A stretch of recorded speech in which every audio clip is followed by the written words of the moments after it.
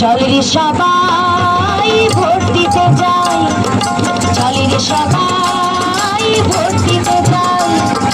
নির্বাচন কমিশন আছে, কোনো ভয় নাই, প্রশাসন সুরক্ষা দেবে, কোনো ভয় নাই।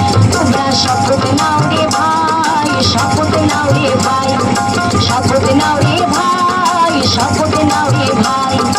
চলের সবাই ভোট দিতে যাই। ভোটারদের ভোটদানে উৎসাহিত করতে মায়াপুর ও স্বরূপগঞ্জে বিশেষ সচেতনতা শিবির জেলা প্রশাসনের, উপস্থিতি জেলা শাসক।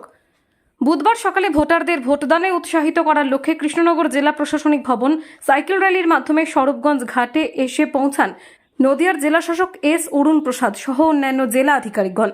সেখানে সম্প্রতি চালু করা অ্যাপের বিষয়ে সাধারণ মানুষকে অবগত করার পাশাপাশি ভোট দানে আরও বেশি মানুষ যাতে অংশ নেয় তার জন্য চলমান নৌকায় বাউল গানের মাধ্যমে প্রচার ও মায়াপুর ধামের একটি বুথ হুলোরঘাট শ্রী সিদ্ধান্ত সরস্বতী প্রাথমিক বিদ্যালয়ে সেখানকার বেশ কিছু ভোটারকে নিয়ে একটি সচেতনতা শিবিরের আয়োজন করা হয় জেলা প্রশাসনের পক্ষ থেকে। স্থানীয় ভোটারদের পাশাপাশি ভারতের নাগরিকত্ব পাওয়া বিদেশি ভোটারদের ভোট দানে উৎসাহিত করতে স্বয়ং নদিয়া জেলা শাসক এস অরুণ প্রসাদ তাদের হাতে পুস্তিকা দিয়ে নিরাপদে গণতন্ত্রের সবথেকে বড় উৎসবে যোগ দেওয়ার আবেদন জানান। সৈয়দ আবু জাফরের রিপোর্ট, SN বাংলা। আগামী লোকসভা নির্বাচন 2024 নদিয়া জেলা থেকে আমরা অ্যাক্টিভিটিগুলো করেছি। সিস্টেম্যাটিক ভোটার এডুকেশন আর ইলেকটোরাল পার্টিসিপেশনের জন্য আমরা বিভিন্ন অ্যাক্টিভিটি করেছি।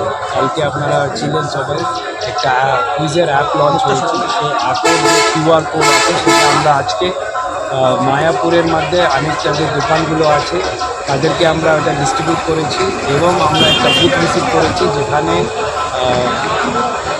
আমরা যে বিভিন্ন লিগ্যাল পদ্ধতির মধ্যে যারা ন্যাচারালাইজ সিটিজেন্স যারা আছে তাদেরকে যারা সিটিজেনশিপ পেয়েছে, ভারতবর্ষের নাগরিকতা পেয়েছে, তারা এবার যারা প্রথম বা ভোটাধিকারটা প্রয়োজন করতে চলেছে তাদেরকে কিন্তু আমরা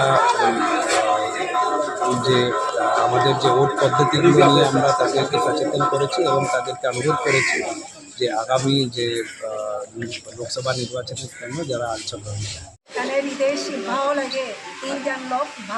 এবারও ভোট দেবেন? হ্যাঁ। এর আগে কতবার ভোট দিয়েছেন? কতবার?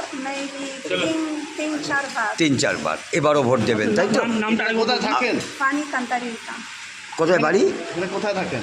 পেরু, মানে আগের বাড়ি পেরু। কোথায় থাকেন? এখানে গৌরনারা। আচ্ছা আচ্ছা।